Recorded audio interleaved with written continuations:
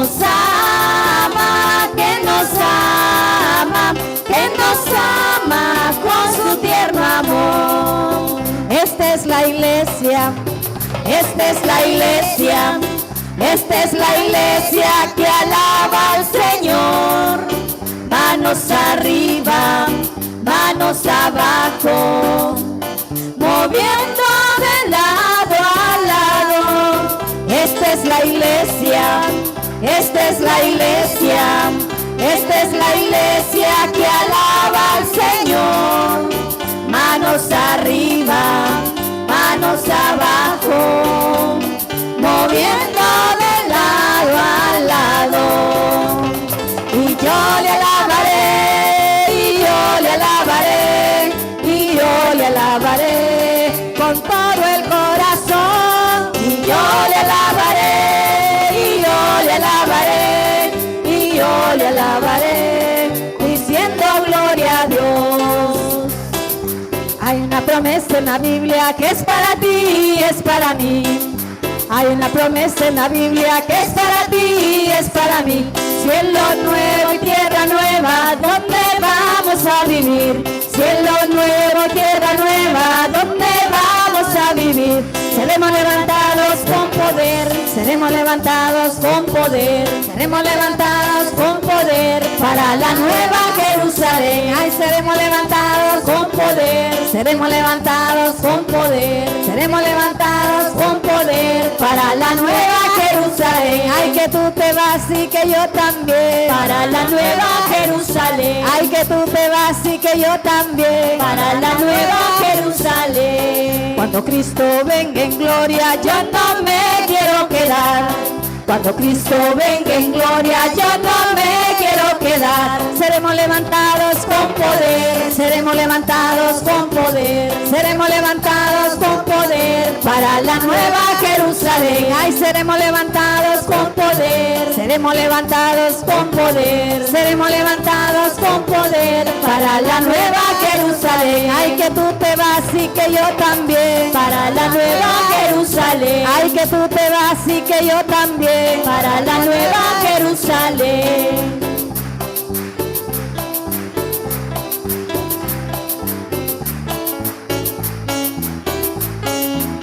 Yo me gozo lunes, yo me gozo martes, yo me gozo miércoles, yo me gozo jueves, yo me gozo viernes, sábado también.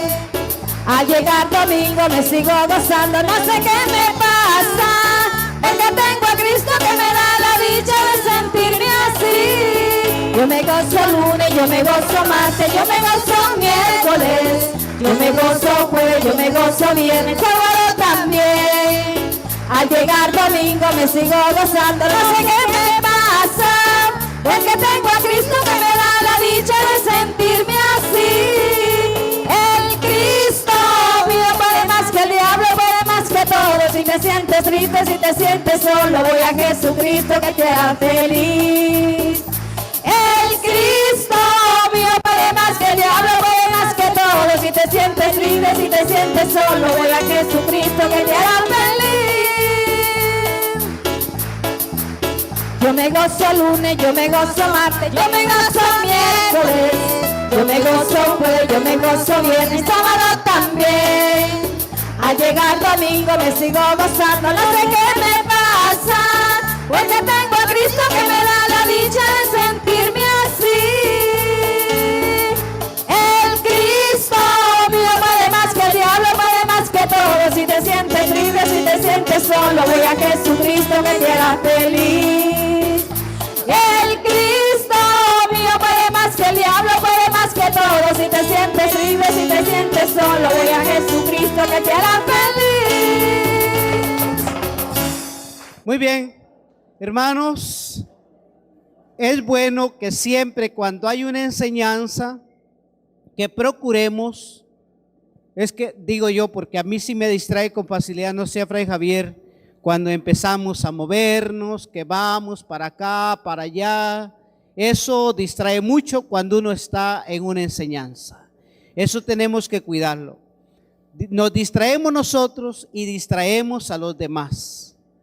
Fray Javier está haciendo hincapié en estas enseñanzas también de que a estas formaciones debemos de caminar con nuestra Biblia o algún cuaderno para apuntar algo que a nosotros nos llame, o todo es interesante, pero hay cosas que a nosotros nos llama la atención.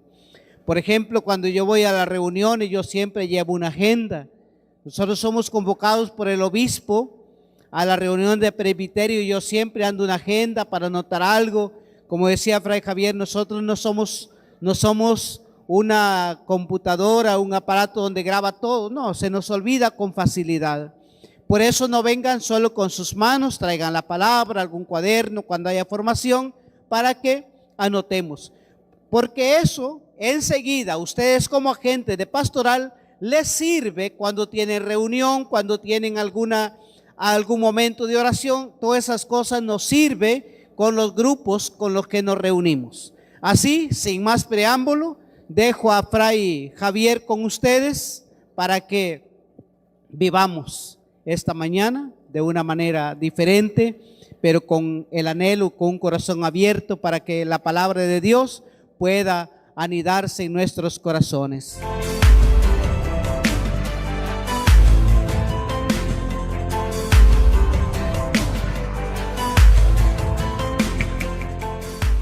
Bueno, bien, buenos días.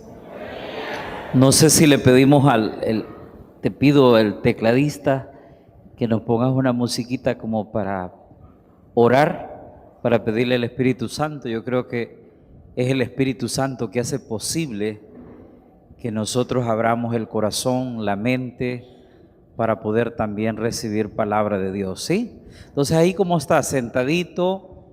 Vamos a dedicar unos 2 minutitos, 1 minuto a pedir al Espíritu Santo, ese Espíritu Santo que guía la iglesia, ese Espíritu Santo que nos anima y nos acompaña, ese Espíritu Santo que nos consuela y nos llama a cada día ser mejor, ese Espíritu Santo que mueve a la iglesia, ese Espíritu Santo que siempre está presente cuando lo aclamamos.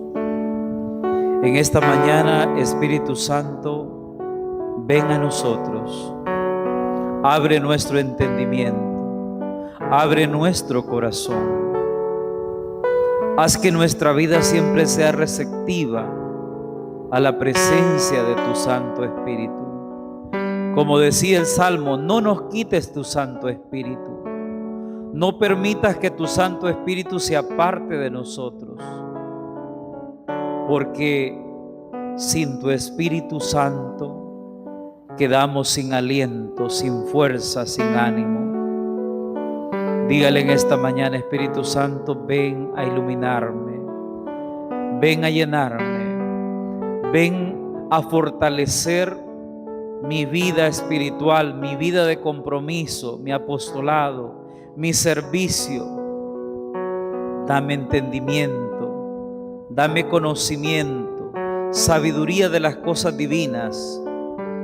Dame esa apertura que tengo que tener como servidor de tu iglesia. Tú me llamaste a través del Espíritu Santo. Espíritu Santo, guíame, consuélame, anímame. Gloria al Padre, al Hijo y al Espíritu Santo. Gloria al Padre, al Hijo y al Espíritu Santo. Amén. Vamos a empezar este tema. Vamos a hablar de la gran misión, ya que este mes toda la iglesia se enmarca en la misión. El mes de octubre es ese mes misionero. Vamos a hablar de la gran misión. A pesar que la iglesia, vamos a hablar específicamente de la iglesia católica, lleva más de 2000 años con un mandato misionero por Cristo y el mundo le conoce por muchos enfoques. La iglesia tiene miles y miles de hospitales, dispensarios desde Roma extendidos por todo el planeta, incluyendo nuestra parroquia hay un dispensario médico. En todas partes del mundo hay proyectos de salud, grandes hospitales, pero esa no es la misión de la iglesia. A pesar de que la iglesia fue la fundadora de las universidades surgieron con la iglesia. Lo primero que existió en el mundo fueron los seminarios, donde se empezó a enseñar teología y filosofía, y ahí se educaban los sacerdotes y los nobles y la gente que tenía recursos, y a partir de ahí comenzaron las universidades. Y tiene centros y miles de escuelas y universidades en el mundo, pero su misión no es la educación. A pesar de que la iglesia tiene grandes ONG, grupos de museos, de pintura, de arte y de toda clase de expresión artística, la iglesia no es esa su misión. A pesar que la iglesia tiene cantidades de misiones en África y que ayuda a muchos pueblos, incluso esa ofrenda que a veces se pide del domo, el Papa, cuando llega a Roma y entra al Banco Vaticano, el Papa destina esos millones a algún país más pobre y miserable, lo destina a esa nación completa para resolver problemas de pobreza. Esa no es su misión. A pesar de que la iglesia también vaya bien avanzada en temas de comunicaciones, tiene uno de los observatorios más desarrollados en el Vaticano, mirando las estrellas y estudiando. Hay científicos mirando las estrellas y otros planetas, y se dedica a la ciencia y invierte dinero en ciencia. Esa no es su misión. Vean que es importante no perder de vista cuál es la misión de la iglesia.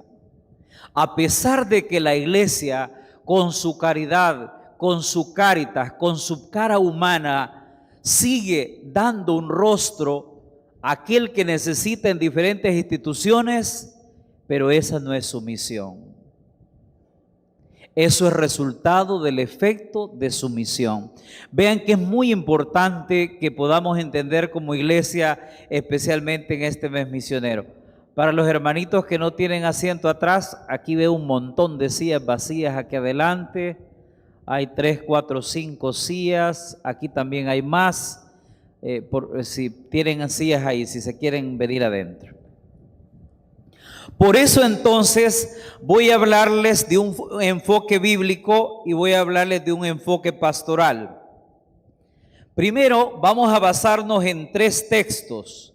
El primer texto, repito, los que vienen preparados para formarse, que traen su libreta, que traen su Biblia para poder ir viendo.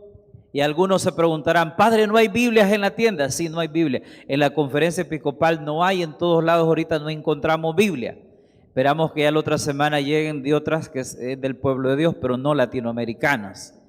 Pero este mes tenemos que conseguir Biblias, porque a la gente que se evangeliza hay que darle la palabra de Dios. Así es que vamos a tener que conseguir Biblias. Vamos a ver el texto de Marcos capítulo 16, 14 al 18. Repito, Marcos 16, 14, 18.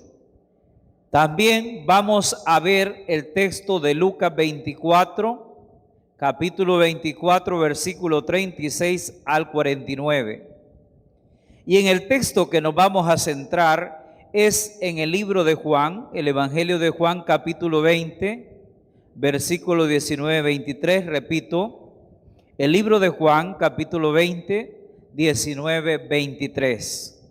Vamos a ver entonces, desde el enfoque bíblico, realmente qué es la gran misión. ¿Qué es lo que la iglesia está llamada para hacer misión? Jesús se aparece después de una semana, o sea, después de 8 días de su resurrección, se aparece a los discípulos y les habla 3 veces. 3 veces que eso que habla Jesús se convierte en la gran misión de los discípulos. La primera vez que Jesús le habla a los discípulos es con las siguientes palabras: paz a vosotros. Como me envió el Padre, así también yo les envío. Paz a vosotros. un requisito para todo servidor de la iglesia que estamos sirviendo. Tenemos que tener paz en nuestra vida. Si nosotros no tenemos paz, no podemos llevar el mensaje de la resurrección. Paz. A veces como servidores no tenemos paz, andamos estresados, amargados, enojados, encabronados, irritados. Y así no podemos llevar jamás ese mensaje de la misión. Y cuando estoy hablando de esto, no estoy hablando solo de ustedes servidores, estoy hablando de nosotros los sacerdotes también. ¿Cuál es el primer anuncio de Jesús cuando le habla a los discípulos para enviarlos? Paz a vosotros. Es necesario tener paz.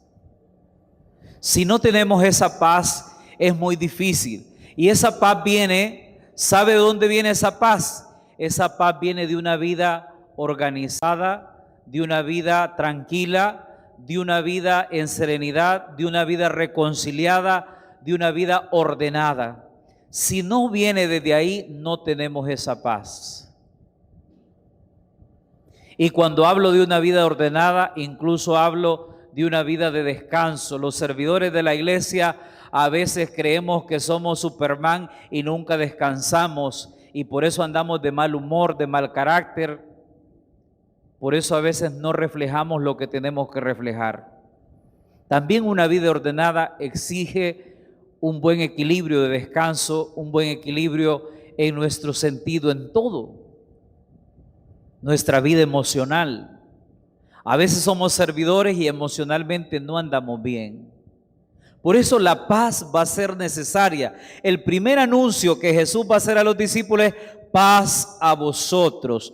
Como me envió el Padre, así también yo les envío a ustedes. Primera vez que habla después de la resurrección, 8 días después de levantarse de la tumba. Segunda vez que Jesús va a hablar a los discípulos: reciban el Espíritu Santo, y a quienes les retengan los pecados, les quedarán retenidos. Reciban el Espíritu Santo. Por eso es tan importante como iglesia invocar siempre el Espíritu Santo. Invocar el Espíritu Santo para toda misión, para toda obra, para toda reunión, para todo servicio, para todo lo que voy a hacer. Invocar el Espíritu Santo. Reciban el Espíritu Santo. Porque el Espíritu Santo es el que va a dar el dinamismo, es el que me va a dar a mí la fortaleza para poder yo emprender aquello que Dios me ha enviado como misión. Esta va a ser la segunda vez que les va a hablar el Señor. Y la tercera vez que el Señor les va a hablar va a decirles lo siguiente, ya al grupo de los discípulos: mete tu dedo aquí, ven mis manos y ve. Y mete tu dedo en mi costado, y no seas incrédulo, sino creyente. ¿Qué tiene de interesante y de novedoso eso? Si usted es un seguidor de Cristo, si usted quiere hacer misión, usted tiene que ser creyente, no incrédulo. ¿Cuántos servidores habemos en la iglesia que no somos creyentes, somos incrédulos? Ay, padre, no está exagerando esa barbaridad. En el grupo de los apóstoles habían incrédulos, no eran creyentes. Si no, Jesús no lo hubiera dicho. ¿Cuántos servidores que estamos en la iglesia no somos creyentes? Somos incrédulos. Incrédulos. Porque no creemos en ese mover de Dios, porque no creemos en esa presencia de Dios, porque no creemos en su mensaje salvador, transformador. No creemos muchas veces y por eso somos incrédulos. ¿Y qué les va a decir a Jesús? No sean incrédulos, sino creyentes. Para anunciar la buena nueva es necesario ser creyentes.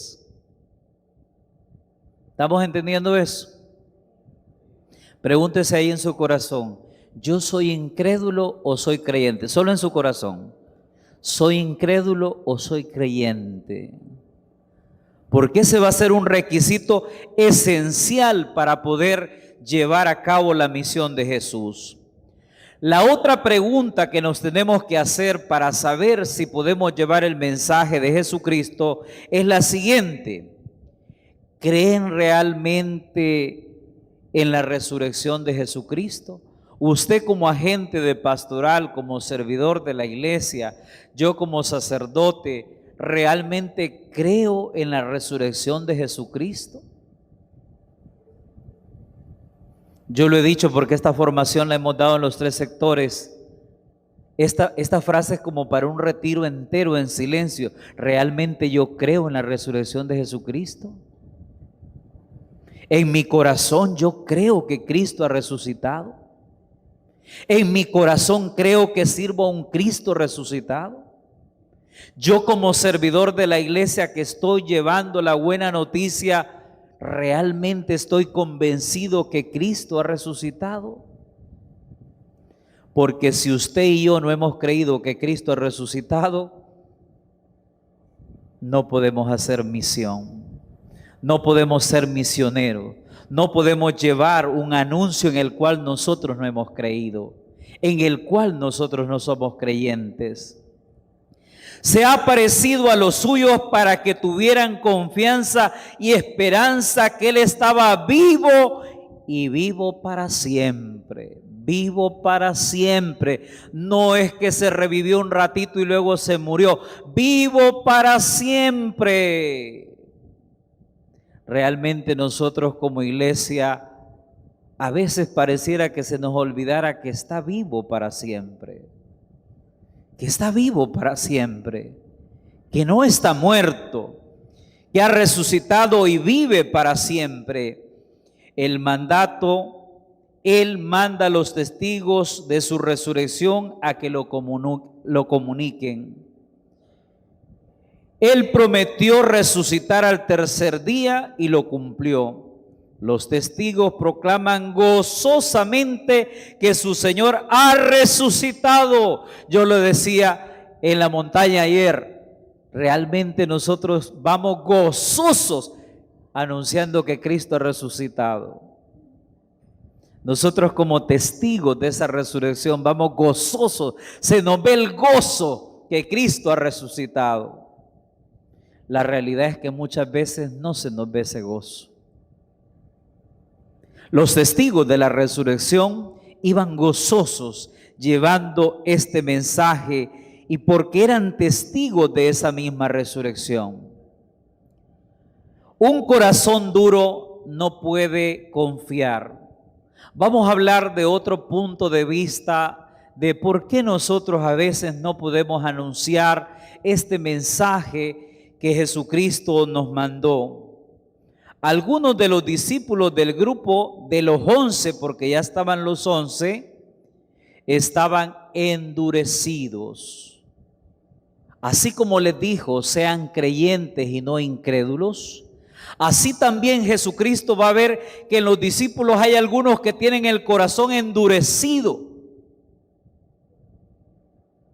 Y un corazón endurecido no puede hacer misión. ¿Por qué los discípulos tenían el corazón endurecido? Por muchas razones, unos por problemas personales, otros por traumas que tenían de la muerte de Jesucristo, otros porque estaban desilusionados y decepcionados por lo que había pasado, otros porque habían perdido la armonía del grupo y cómo vivían. Era un grupo tan lindo, los apóstoles andaban juntos comiendo guayaba, durmiendo en el monte, se bañaban en el río cuando encontraban una poza rica a mediodía, asaban algún saltamonte porque comían saltamonte. Era un grupo tan bonito y perder ese grupo es una decepción. Muchos quedaron tristes, desilusionados, sus corazones se endurecieron. Algunos se preguntaban, dejé a mi mujer como Pedro, dejé a mi mujer, a mis hijos por este proyecto, ¿y de qué me sirvió si todo ha terminado? Su corazón se endureció por muchas razones. Ahora la pregunta es, ¿por qué nuestro corazón también se endurece? ¿O por qué muchos de nosotros, servidores de la iglesia, tenemos el corazón endurecido? Las respuestas las tenemos nosotros. Algunos estamos decepcionados de la estructura, algunos se decepcionan de lo que ven en la iglesia, otros se decepcionan porque no tienen lo que pensaban, otros se decepcionan por problemas personales, otros nos decepcionamos por el mismo pecado que vivimos, pero endurecemos el corazón. Y con un corazón endurecido no podemos anunciar el mensaje de Jesucristo. No le echemos la culpa a otros de la dureza de nuestro corazón. No le echemos. La verdad que a veces le echamos la culpa a los demás, que por la culpa de este, que por la culpa del otro, que por la culpa de este, que por este hermano, que por este sacerdote, que por esta pastoral, que por este servidor, que por esto. Le echamos la culpa, que por mi mujer, que por mi marido, que por la coordinadora, el coordinador. No le echemos la culpa a los demás de nuestro corazón endurecido. Los demás no tienen la culpa que nuestro corazón esté endurecido. Ya sea por lo que sea. ¿Cuántos corazones endurecidos por resentimientos? Porque no pueden perdonar, porque no pueden olvidar cosas del pasado, porque no pueden olvidar las ofensas de los hermanos. ¿Cuántos corazones endurecidos dentro de la iglesia? ¿Cuántos servidores estamos con el corazón endurecido por odio, por resentimientos, por rivalidades? Y le echamos la culpa a los demás y culpamos a todo mundo porque nuestro corazón está endurecido. Si no podemos creer que Dios nos ama y lo demostró en la cruz, y no creemos en los testigos de su resurrección, el problema no está en Dios ni en los testigos, está en nuestro corazón endurecido. Está en nuestro corazón endurecido. Y cuando un corazón endurecido está, no nos interesa nada, no nos interesa la formación, no nos interesa la comunión, no nos interesan los sacramentos, no nos interesa lo de la iglesia, incluso a veces no nos interesa la familia. Nada funciona.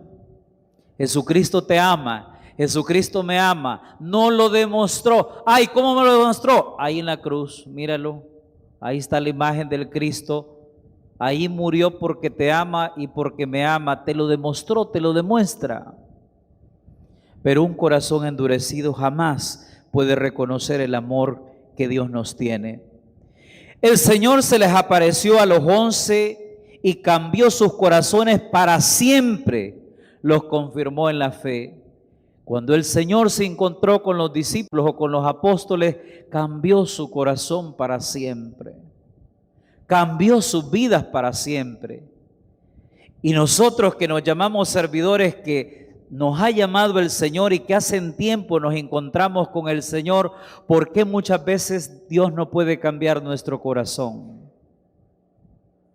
¿Por qué el encuentro con el Señor no significa una transformación de nuestra vida?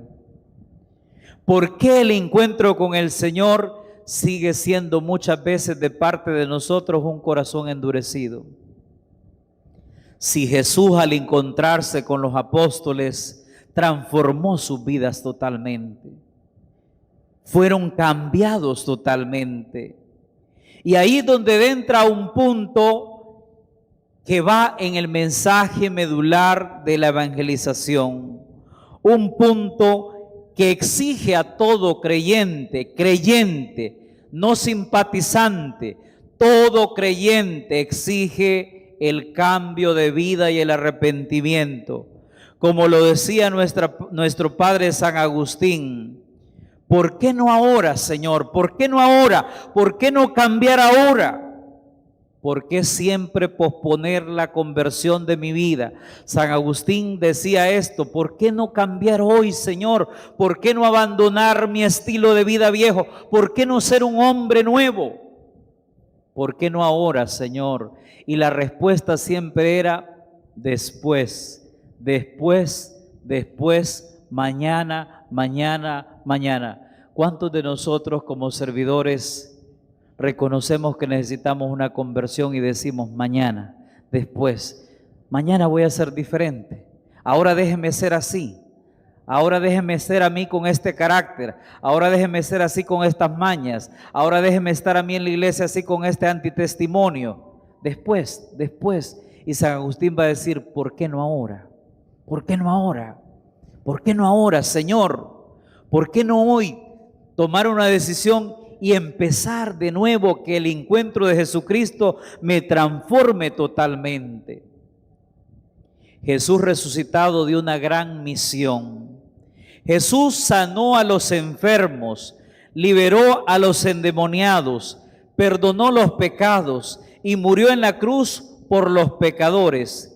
Él tiene la autoridad para mandar a sus seguidores a hacer lo mismo y cosas mayores que Él hizo. Todos los seguidores de Cristo, los que hemos sido enviados a llevar esta misión, estamos comprometidos a hacer lo que Jesucristo hizo: a orar por los enfermos, a liberar los endemoniados, a perdonar los pecados, o a decir que Cristo perdona los pecados y que murió en la cruz para que tuviéramos salvación. Ese es uno de los mensajes que tenemos que llevar nosotros en el anuncio de la misión. Ay, Padre, a mí no me gusta eso, a mí me da miedo eso de orar por los enfermos. Cristo oraba por los enfermos. Los enfermos iban y acudían a Él. Dice la palabra que al atardecer llegaban todos con toda clase de dolencias del corazón, que eran cosas emocionales, problemas que tenían personales, problemas que tenían no se conocían los términos, pero seguramente que ya existían: el estrés, la ansiedad.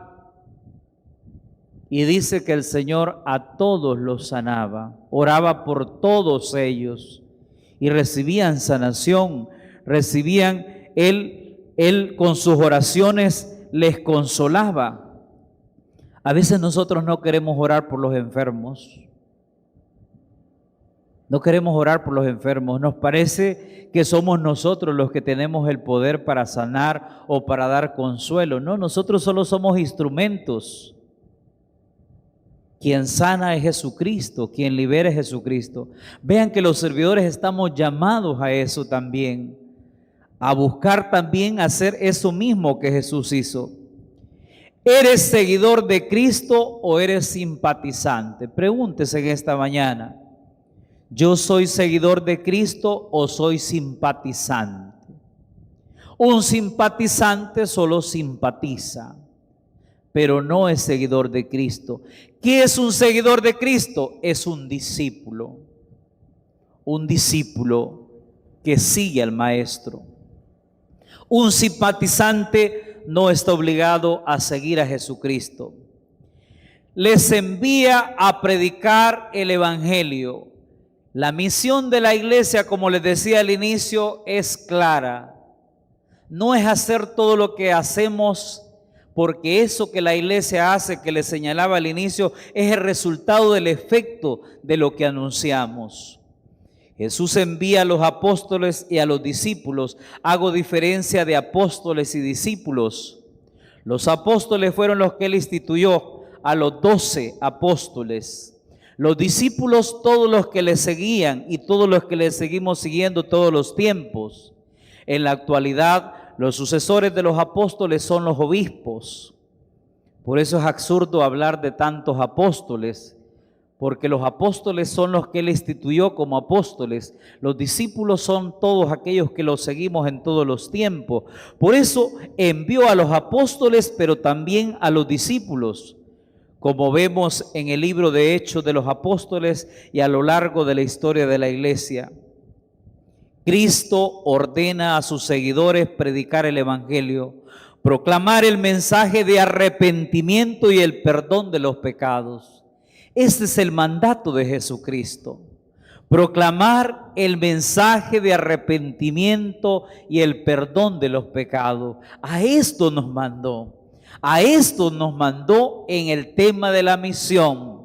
Muchas veces nosotros nos perdemos cuando hacemos misión. ¿Y a qué voy? Bueno, vamos y hablamos de otras cosas y se nos olvida que el mensaje medular es este. A esta es la misión de la iglesia. Esto fue lo que Jesucristo mandó. Aquí tenemos que hacernos unas preguntas sinceramente, porque aquí hay muchos predicadores, mucha gente que se dedica a enseñar en la iglesia. ¿Qué le estamos predicando a la gente? ¿Qué le estamos predicando a la gente de Jesucristo? ¿Qué le estamos enseñando a la gente de Jesucristo? ¿Cuáles son nuestras prédicas? ¿Cuáles son nuestras prédicas? Yo lo decía en Mayén en la primera reunión, que a mí una persona cuando me venía de la otra parroquia donde yo estaba, una persona cuando ya se despedía el último día me dice: padre, me quiero despedir de usted porque cuando usted llegó aquí y cuando usted predicaba, yo a usted lo odiaba tanto. Yo le digo: mire, ese es muy común, o sea, no será el primero que me ha odiado, mucha gente me odia. ¿Pero por qué me odiaba? Porque usted cuando predicaba siempre estaba diciendo que todos los que andaban en moteles recibían maldición y contaminación, porque los moteles son lugares de los demonios que contaminan, son santuarios de Asmodeo. En los moteles se encuentran todos los demonios que nos llevan a la lujuria y a la depravación. Los moteles son los santuarios que contaminan a la familia, a los matrimonios, y todos los que se meten ahí reciben maldiciones de contaminaciones y llevan a sus casas. Y yo lo predicaba. Y yo, padre, cuando salía de la misa, mi amante venía al parqueo de esta parroquia, se montaba en mi carro y nos íbamos para el motel. Eso sí, primero venía a misa, padre, y después me iba al motel. Primero la misa. Y yo lo odiaba porque usted decía cada vez eso de los moteles, y los moteles, y los moteles, y los moteles. Ajá, pero ¿por qué? Porque a partir de tanto de escuchar que los moteles eran maldición, fui reconociendo que era una maldición. Y yo me arrepentí, me alejé de los moteles, arreglé mi matrimonio, arreglé con mi esposa, y por eso vengo a despedirme. ¿Qué tal si yo no hubiera estado hablando del arrepentimiento de los moteles? No sé cuántos se salvarían de ir a los moteles, de ir a esos lugares de maldición. ¿Qué predicamos? ¿Predicamos el arrepentimiento? Predicamos que hay que arrepentirnos del pecado, predicamos que tenemos que tener conversión permanente. ¿Qué estamos predicando a la gente? ¿Realmente qué mensaje le damos a la gente? ¿Estamos proclamando esa buena noticia de arrepentimiento y perdón de pecados en Jesucristo? ¿Qué compromiso mostramos para la misión hoy en día? ¿Cómo nos comprometemos con la misión? Usted ayuda para la misión, anima a los hermanos para la misión, les hace alguna horchata para los hermanos que van a ir a misionar, les preparen que sea un botecito de agua, los anima a que lleven ese mensaje de salvación. ¿Cómo usted contribuye en su comunidad con el tema de las misiones? Tenemos que recordar que es un mandato del Señor, no es algo que si nos da la gana. Nos envió a los discípulos a llevar este mensaje. Si usted es discípulo, estamos obligados a llevar este mensaje. La gran misión tiene dos promesas. La gran misión tiene dos promesas. La primera es que Jesucristo promete que habrá salvación para el que cree y fuere bautizado. Ser bautizado es una señal de haber creído y por lo tanto de haber sido hecho parte de un pueblo de Dios. La primera promesa de este anuncio es: el que crea fuere bautizado y será salvo. Esta es la buena noticia de este mensaje. Y la segunda es negativa: condenación para el que no cree. El que no creyere será condenado, dice el Señor. Por eso la urgencia de predicar, de hacer misión, como decía San Pablo: ¿cómo creerán si nadie les predica? ¿Cómo sabrán si nadie les enseña? Urge la misión, urge que llevemos el mensaje de salvación, urge que la gente sepa de Jesucristo, urge que yo anuncie con gozo este mensaje. Cada día cada día alguien pudiera salvarse, cada día alguien pudiera coger la salvación que Cristo ha traído. Pero muchas veces nosotros no hablamos de esta salvación. Y la razón es porque nosotros no hemos creído en la resurrección de Jesucristo. Hagámonos esta pregunta esta mañana. ¿A cuántas personas le hemos hablado esta semana de Jesucristo? ¿A cuántos hemos abordado? De la gente que platicamos a veces nos sentamos a chambrear sabrosamente. ¿Por qué no hablar de Jesucristo a alguien que no lo conoce? ¿Cómo sabrá mucha gente de Jesucristo? ¿Cómo sabrá que se tiene que saber que Cristo perdona los pecados y que así como nosotros nos ha salvado, también quiere salvar a todos? Jesucristo no vino a condenar, pero mi elección me da la salvación o la condenación. Tenemos que hablar del Evangelio, porque el que se quiera condenar, que lo haga por elección, por decisión propia, no por ignorancia, porque tenemos la responsabilidad de anunciar esta palabra. El que lo rechace se condenará, pero se condenará por elección, porque decide condenarse, porque rechaza la salvación que Cristo le ofrece. Voy a pasar al otro punto de vista. Termino aquí el punto bíblico, el punto central de nuestra misión. Tener claro que es necesario creer en la resurrección y ser creyente para llevar el mensaje del anuncio del Evangelio. Ahora se da cuenta por qué mucha gente no se siente motivado a hacer misión. Porque muchos de nosotros no somos creyentes, porque muchos de nosotros no creemos en la resurrección, porque no somos testigos y porque muchos de nosotros tenemos el corazón endurecido. Voy a pasar al punto de vista pastoral. Algunas razones por qué la gente se aleja y no ve a la iglesia atractiva, no le llama la atención.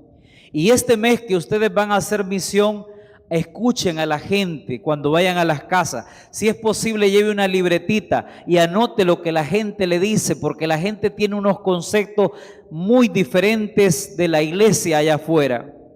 Hoy yo quiero citar algunas cosas de un estudio que se hizo en una comunidad de Estados Unidos. Algunas cosas que podemos aplicar pastoralmente a nuestra comunidad eclesial. La primera, se quejaron y decían la gente que no sentían atractiva la iglesia y que no les motivaba a ir a la iglesia por las siguientes razones. Las homilías eran vacías y con frecuencia se hablaba de recaudar fondo. Las homilías, los sermones, las predicaciones eran vacías y con facilidad en ellas se hablaba de dinero, dinero, dinero, dinero, dinero y dinero, dinero, dinero, dinero. Yo les decía que cuando nuestras homilías son vacías, que cuando las predicaciones en sus comunidades son vacías, es porque no tienen la presencia de Dios. Cuando los servidores no somos canales de Dios, cuando nosotros no estamos llenos de la presencia de Dios, cuando nosotros no somos hombres y mujeres de oración, cuando no somos adoradores, cuando no tenemos esa sintonía con Dios, esa intimidad con Dios, nuestros mensajes siempre van a ser vacíos. Solo el hombre y la mujer que tiene la presencia de Dios es que puede transmitir un mensaje que impacte vidas de corazones. Si no, nuestros mensajes siempre van a ser vacíos. Todo servidor tiene que saber que tenemos que tener esa intimidad y llevar esa presencia de Dios en nuestra vida. Todos sabemos eso. Y alguien se preguntará, Padre, ¿y entonces por qué no lo hacemos? Porque no queremos arrepentirnos, porque no queremos cambiar, porque no queremos convertirnos, porque no queremos escuchar a Dios. La queja de mucha gente afuera es, a mí me aburre Hermano, ¿y por qué usted no va a la celebración? Ay, no, viera qué aburrido el mensaje de ese delegado. ¿Por qué no va a la misa? Ay, no, ese padre es aburrido, me duerme. Eso es lo que la gente de afuera dice de la iglesia. Estamos viendo lo que dice un estudio de gente de fuera. Segunda cosa que la gente citaba, que se acepten los divorciados vueltos a casar. Esto a pesar de que no es un anuncio oficial de la iglesia no rechaza. ¿Quiénes son estos? Los que se casaron un día por la iglesia y luego se divorciaron porque no les fue bien el matrimonio y se consiguieron otra pareja y están con otra pareja. Entonces, este tipo de pareja sienten como un rechazo en la iglesia. ¿Y por qué lo sienten? Porque muchas veces nosotros mismos inconscientemente en el pueblo, en la comunidad, siempre vemos algunos que nos sentimos más puros que otros, y entonces a veces le dicen, hermana, ¿quiere hacer usted una lectura? Y la hermana dice, sí, me voy a preparar para la lectura, y luego alguien dice, esa hermana no es la que era la mujer y ahora esa hermana está en pecado. Esa hermana es una fornicaria, una adúltera. ¿Cómo la van a meter ahí? En que la iglesia no tenga un mensaje oficial, pero muchas veces nosotros como iglesia hacemos sentir a la persona un rechazo en la forma que expresamos el servicio. Esa hermana no puede tocar la palabra, es impura, no puede subirse allá al ambón, eso es sagrado. Y ahí es donde nosotros tenemos que plantearlos, qué tan puros. La gente, los servidores que hacen eso en la iglesia, qué tan puros somos nosotros en ese sentido. Qué tan dignos somos de subir a un ambón y a un altar. Qué tan dignos somos. Ninguno, igual que los sacerdotes, somos indignos de poder celebrar una Eucaristía. Igual que ustedes somos indignos. Pero muchas veces tenemos unos baños de pureza increíbles. Y con ello hacemos rechazos sutiles e inconscientes a veces en la comunidad y la gente de afuera lo percibe. Por eso hablaban de esto. Tercera cosa, buscar un enfoque más consultivo y transparente. La gente decía, a mí no me llama la atención la iglesia porque a veces no tiene un enfoque consultivo y transparente. A veces no hay transparencia en lo que se habla, lo que se dice. Y a veces no se consulta. Esto lo decía la gente en esta encuesta. Cuarto, cambiar el sesgo político. La gente decía, no me gusta ir a una homilía o no me gusta ir a escuchar una predicación porque algunos predicadores tienen un sesgo político y el sermón se vuelve político. Cuando hablo de un sesgo político es que yo me anoto a un color. Y en la iglesia sabemos que tenemos de todos los colores, tenemos los morados, los rojos, los colorados, los azules y los amarillos. Y si yo tengo como predicador un sesgo político y me inclino por un color y me inclino por una ideología, entonces eso lo rechaza mucha gente porque tiene otros colores. El púlpito no es para tener sesgo político. La gente rechaza eso. En este estudio lo rechazaba. Mucha gente quiere ir a la iglesia para escuchar palabra de Dios, no sesgos políticos. Y eso no quiere decir que no tengamos conciencia social. La conciencia social es tener conciencia de la realidad política del país, conocer de la realidad política, pero no tener sesgos políticos en el púlpito. No sé si se han dado cuenta que los agustinos, a mí mucha gente me ha dicho, padre, ¿y ustedes por qué no dan un taller y nos digan ese político es malo, ese es malo, el otro es malo, no voten por ese, no hagan por ese? Y le digo, mire, nosotros los agustinos la postura siempre ha sido como apolítica, porque nosotros somos pastores de una comunidad donde hay todos los colores, y si yo me identifico con un color, los otros colores se resienten. Por lo tanto, lo mejor sería que invierta mi tiempo en hablar de palabra de Dios, pero hay que tener conciencia política. Voy a dar un ejemplo de lo que es conciencia política, porque a veces la gente dice, ¿y qué es eso de conciencia política?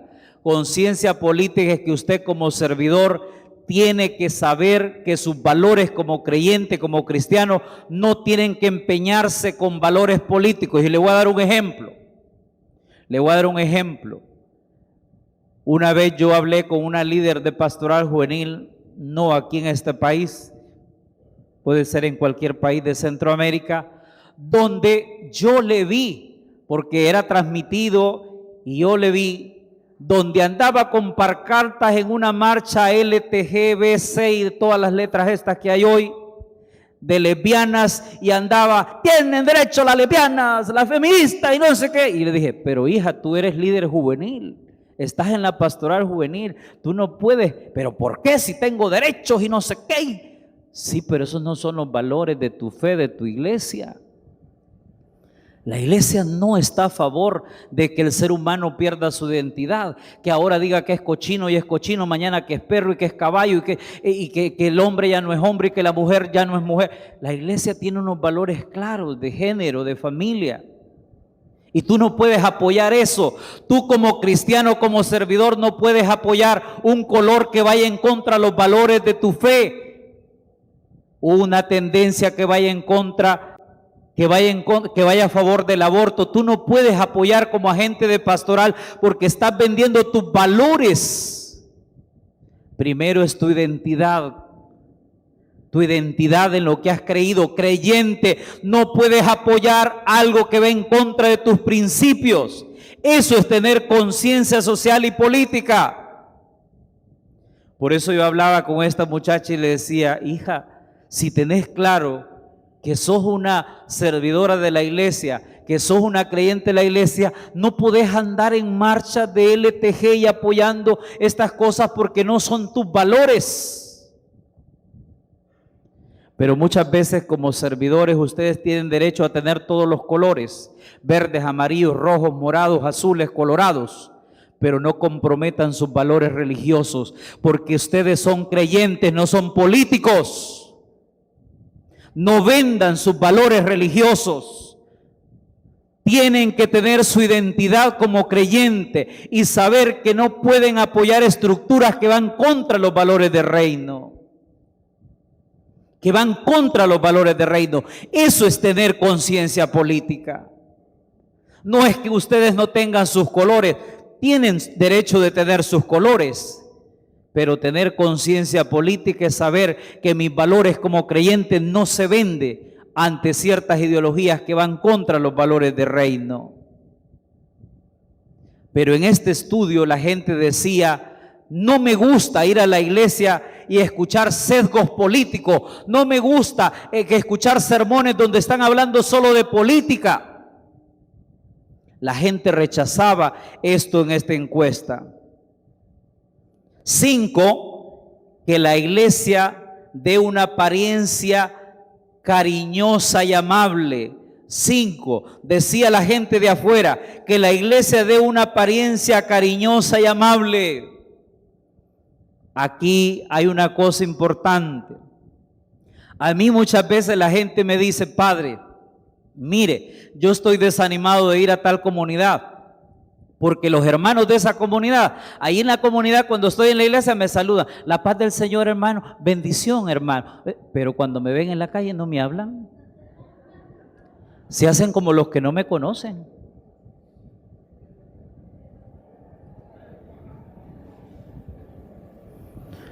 Es como que usted encuentre a cualquiera de los sacerdotes que estemos en la calle y aquí los saludamos y todo, y en la calle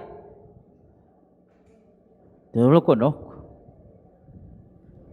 Una iglesia amable, cariñosa, una iglesia que nos saludemos, una iglesia que nos encontremos. Esta parroquia es gigante, yo a algunos me voy grabando las caras y donde los encuentro los saludo. A mí me podrán criticar otras cosas, pero de eso no me pueden criticar. Yo saludo hasta el perro, o donde yo llego hasta el chucho saludo. Podré tener otros defectos, pero yo saludo. Trato de saludar a todo mundo. Porque es horrible una iglesia que no es cercana, que no es cariñosa, que te conocen en el templo, pero afuera no te conocen. Allá en el negocio no te conocen. Allá donde están no te conocen. Indiferentes. Esa iglesia que no es cariñosa. A mí me pasó cuando estaba en el grupo juvenil. Yo estaba en el grupo juvenil de Choloma y teníamos un grupo bien bonito y había una compañera que trabajaba en una maquila y yo andaba buscando trabajo en la maquila en ese tiempo. Y entonces, pues pasó la persona y entonces yo, hola, hola, hola, Julana, hola, hola. Me volteó a ver y no me habló. Y dije, qué raro. Ya el domingo que nos encontramos en el grupo juvenil, entonces ya le, Julana, ¿y por qué no me hablaste? Ay, sí, disculpa, es que yo soy la gerente de personal y por eso no te podía hablar.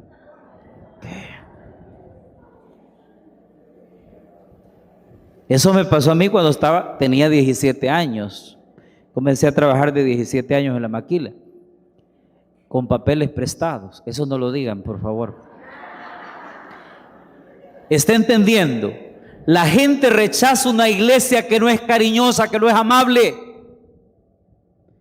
Que somos amables solo cuando estamos ahí en el grupito de oración y en el grupito de la comunidad. Y después,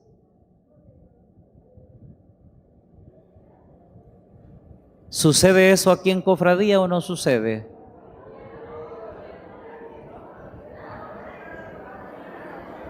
En esta encuesta decía la gente, queremos una iglesia que sea una iglesia que tenga una apariencia cariñosa y amable. ¿Qué nos cuesta ser amable con la gente? ¿Qué nos cuesta ser amable con la gente? ¿Por qué tenemos que ser antipáticos con la gente? ¿Por qué nos cuesta ser una iglesia con un rostro amable, con un rostro acogedor? Si eso a la gente le afecta tanto, si yo como servidor de la iglesia, usted como delegado, como catequista o el cargo que tengo, yo como sacerdote, no tenemos esa apariencia de una iglesia amable y cariñosa, la gente no se va a sentir acogida por la iglesia, porque nosotros somos la iglesia. 6. Sentía la gente que ir a la iglesia es solo para misa, porque es obligatorio. Este tipo de gente encuestada sentía que ir a la iglesia y solo por ir a misa. Ay, no, es que ir a misa es obligatorio. Y sentía que la iglesia no era atractiva porque solo era para ir a misa. No sentía que la iglesia es más amplia, que es más abierta, que tiene diferentes áreas. Sentía que ir a la iglesia solo era para misa y era algo que incluso se miraba como carácter obligatorio. 7. No conocí, muchos de los encuestados decían, no conocí grupos pastorales ni comunidades eclesiales. No conocí grupos pastorales ni comunidades eclesiales. Vean que una gran parte de la gente de la iglesia no tiene esta experiencia de las comunidades, o no nos hemos logrado acercar o atraer gran parte de gente que solamente va a la misa, pero que no tiene la experiencia de estar en una comunidad, una pastoral y un grupo.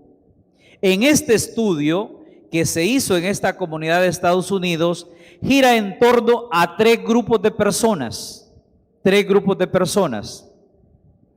3 grupos de personas que las encontramos aquí también en Cofradía. La primera, quienes quieren una iglesia que se ajuste a la sociedad donde viven. Repito, quienes quieren una iglesia que se ajuste en la sociedad donde viven. Segundo, quienes quieren una iglesia más espiritual, profunda, menos interesada por las colectas y el activismo.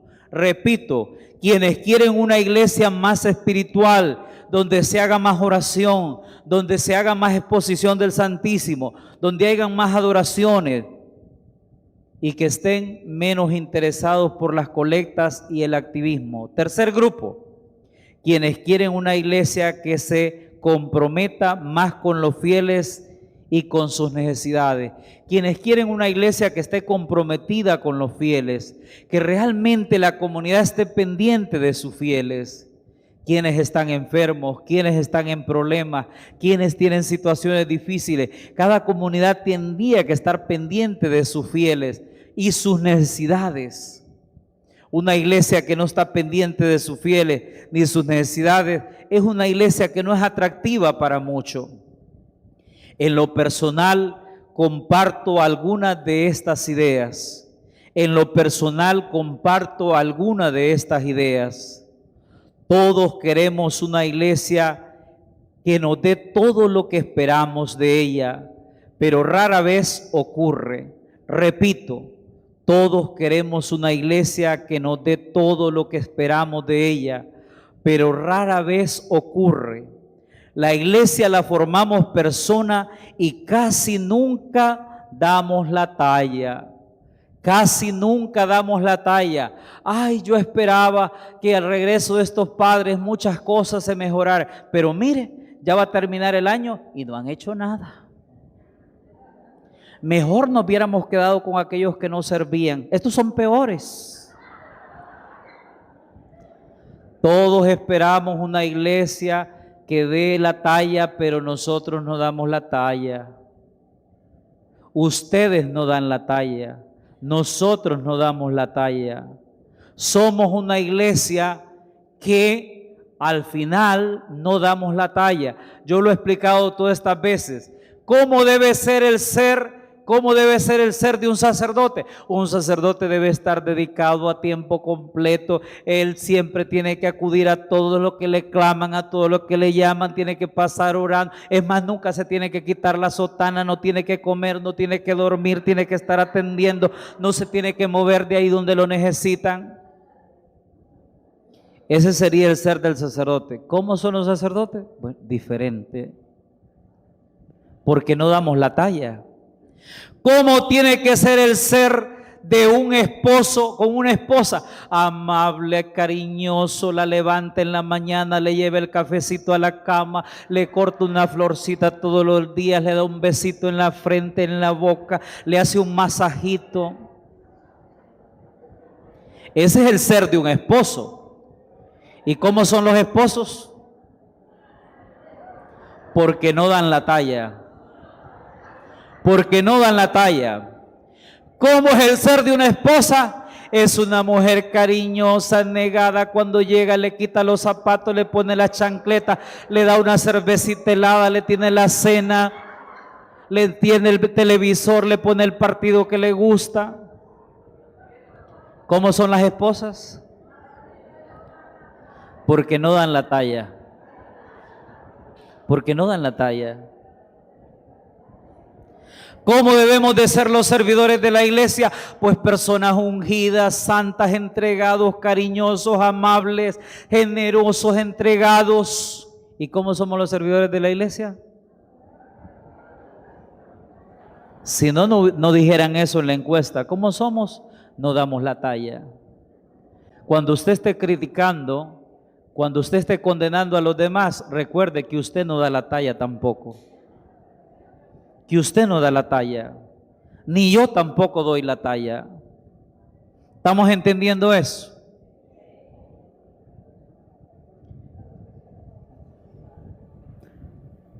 Esperamos, escuchen, esperamos mucho de los demás y olvidamos que para seguir a Cristo tenemos que renunciar a nosotros mismos y cargar con nuestra propia cruz. Esperamos mucho nosotros de los demás. Desgraciadamente siempre estamos esperando más de los demás. Ustedes esperan de los curas, nosotros esperamos de ustedes, sus hijos esperan de ustedes como padres, sus esposas esperan más de ustedes como esposos, esposos esperan más de las esposas, siempre estamos esperando de los demás. Hay hijos que se resienten con todo el mundo. Es que yo esperaba que mi mamá no actuara así, actuó con el otro así, conmigo no. Es que yo esperaba que conmigo sí y con aquel no. Es que yo esperaba que me hicieran tal cosa y no me lo hicieron. Siempre estamos esperando que los demás, siempre estamos esperando que los demás. Pero ¿qué dice la palabra de Dios para nosotros los servidores? Dice, quien quiera seguirme, que renuncie a sí mismo y cargue con su propia cruz y me siga.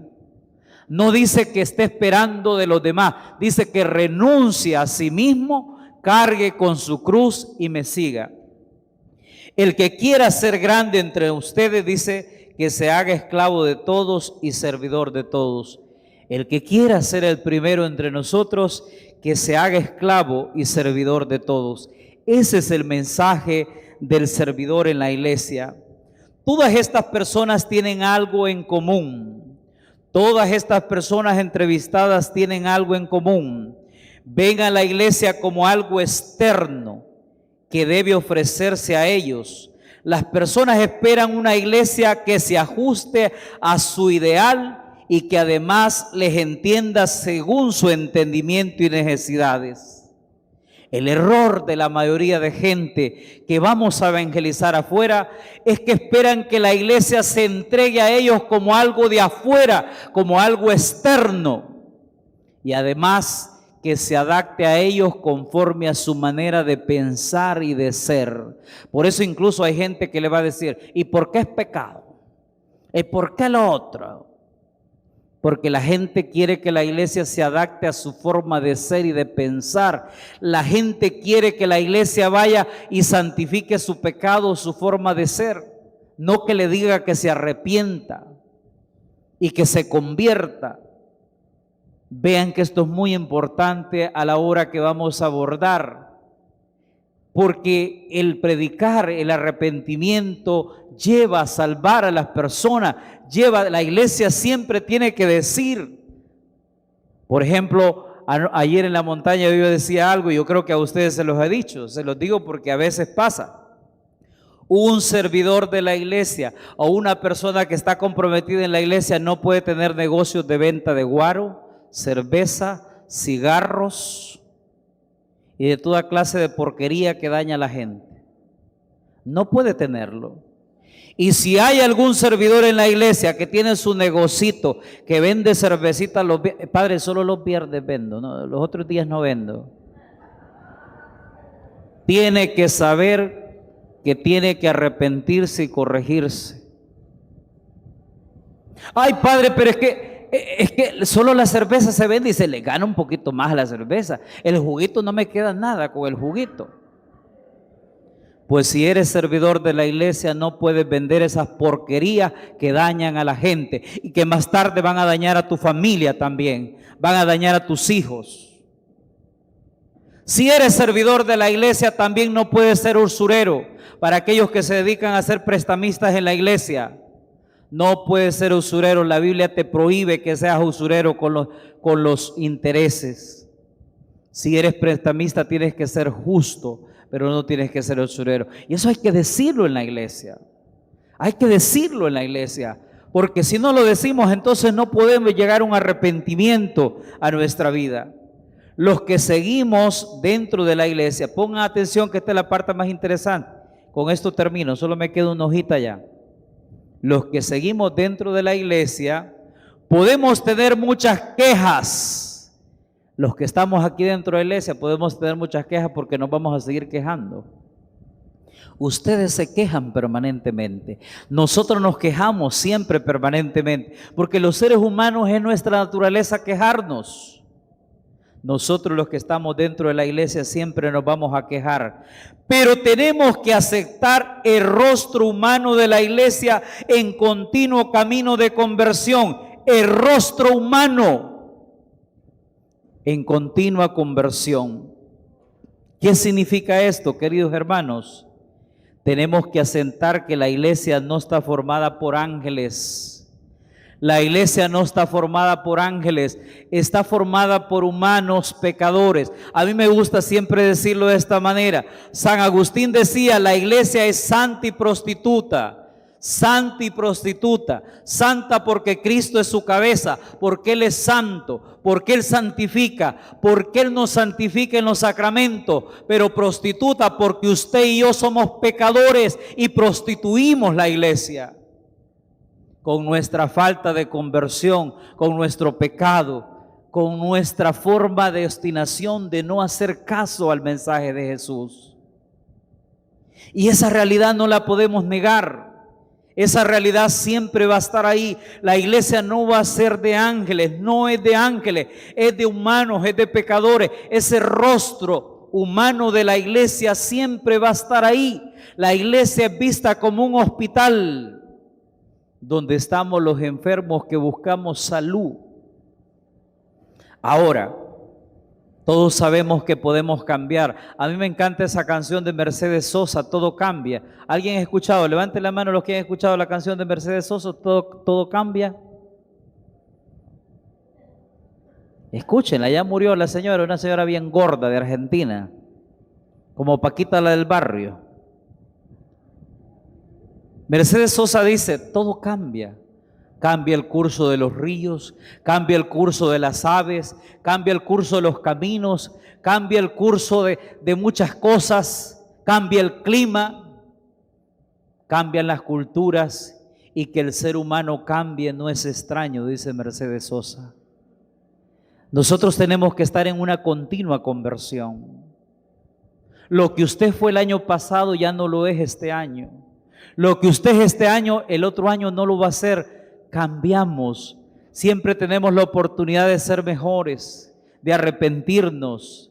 La iglesia es una iglesia con un rostro humano siempre de pecado, pero en continuo camino de conversión. Eso no se nos tiene que olvidar, continuo camino de conversión. Para formar parte de la iglesia es necesario la conversión individual. No puedo solamente buscar la conversión comunitaria, señalar que los demás no se han convertido si yo no busco mi propia conversión personal. Para ser iglesia es necesario tener la experiencia de la comunidad.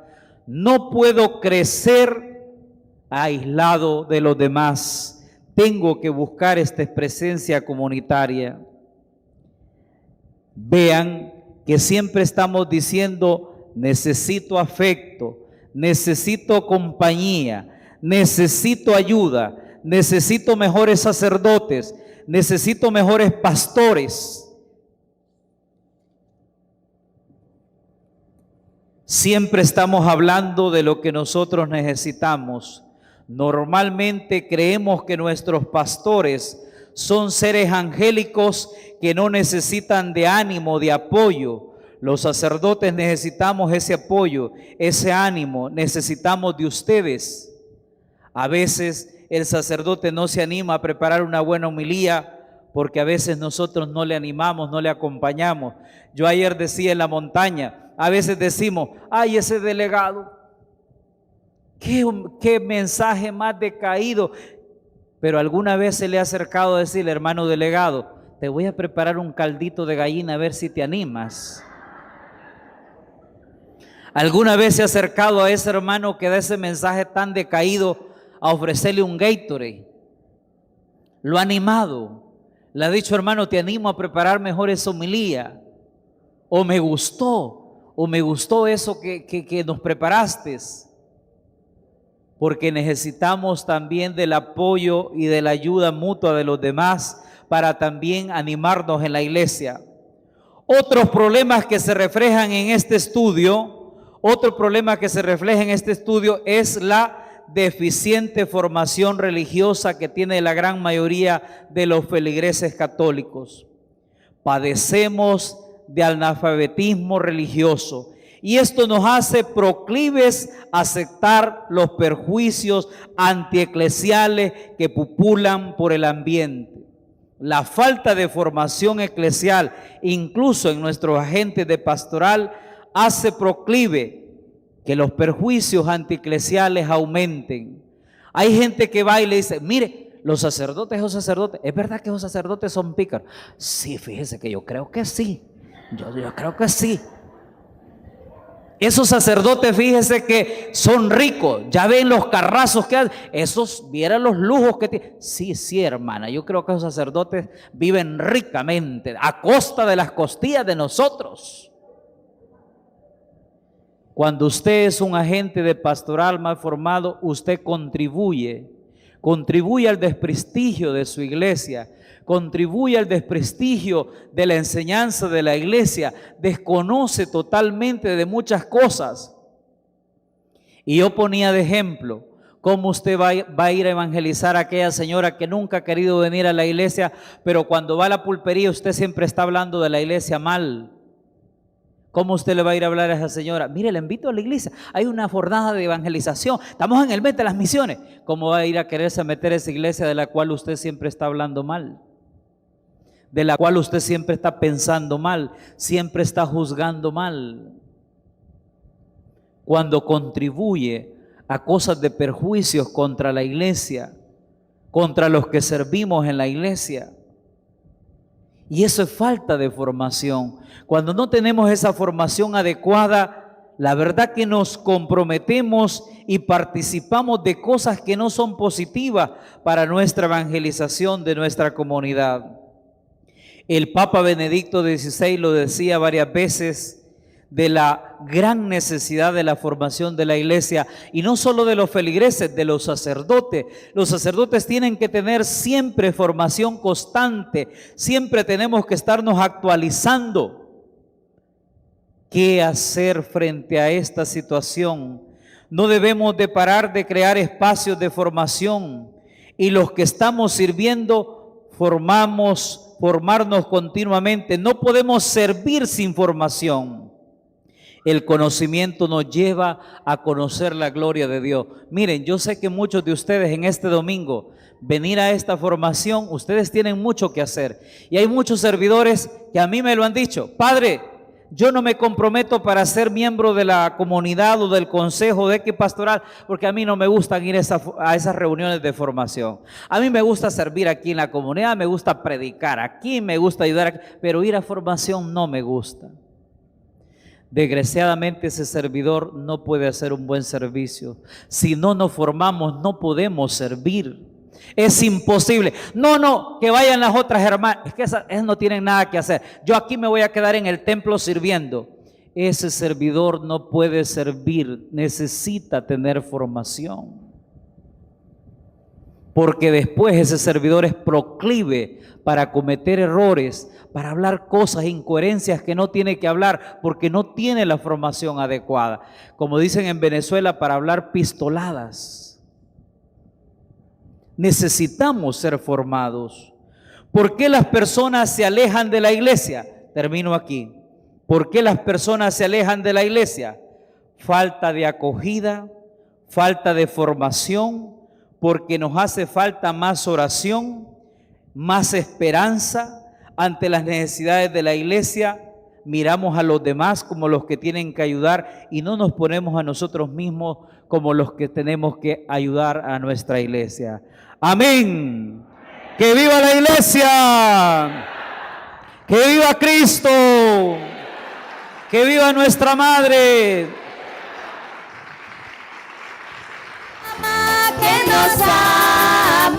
Que nos ama con su tierno amor, que nos ama, que nos ama, que nos ama con su tierno amor. Esta es la iglesia, esta es la iglesia.